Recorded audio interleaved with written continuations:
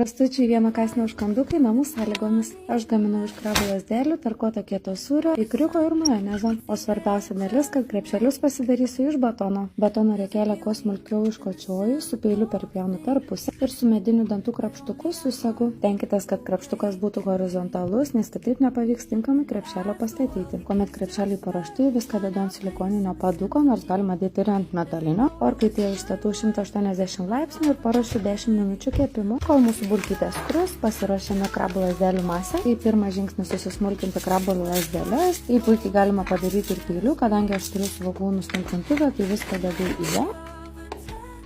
Po to dedu didelį šaukštą ikriukų, pilu kietąjį sūrį, kadangi man patinka šlapesnis maistas, tai aš dedu 2 šaukštus majonezo. Kai bulkytė jau apskrudusi, išimame visus pagaliukus ir matosi, kad krepšeliai jau yra tvirti.